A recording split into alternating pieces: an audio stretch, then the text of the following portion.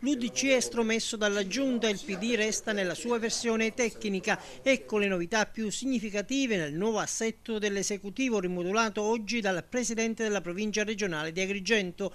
Due novità frutto non tanto delle dinamiche politiche ma dell'azione giudiziaria in cui è rimasto coinvolto Eugenio Dorsi, al centro di un'indagine da parte della Procura e accusato di concussione, truffa e peculato. Lo scudo crociato è stato messo alla porta dopo le polemiche sorte con i vertici regionali del partito all'indomani della notizia dell'avviso a comparire notificato al presidente. L'UDC in buona sostanza in una nota aveva preso le distanze da una solidarietà politica non concordata, specificando di non poter condividere le tesi complottistiche evidenziate nel documento, fermo restando l'appoggio all'amministrazione. Ma non è bastato. Da qui allora la decisione questa mattina del presidente di cacciare Giovanni Nocera, appena nominato un paio di mesi fa su indicazione di Lillo Firetto, presidente provinciale dell'UDC.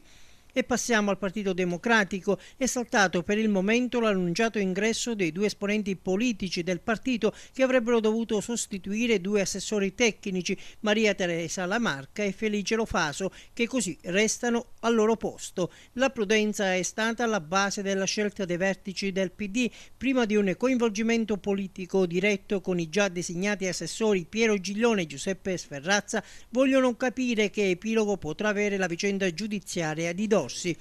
Non si pone questi interrogativi invece il FLI, che entra a pieno titolo nella giunta. A rappresentare il partito di Fini è Ignazio Amato di Cattolica Eraclea, al quale è stata assegnata la delega all'edilizia scolastica e pubblica istruzione. Resta in stand-by Sasà Marino, attuale consigliere provinciale. Da tempo si fa il suo nome in quota lealisti.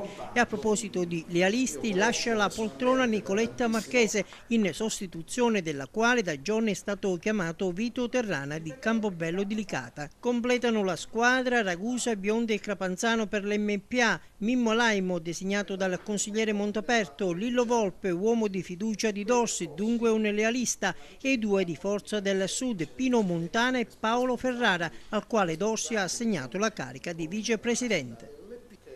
Voi sapete che l'obiettivo principale di questa amministrazione è stata quella di così tra noi e l'onorevole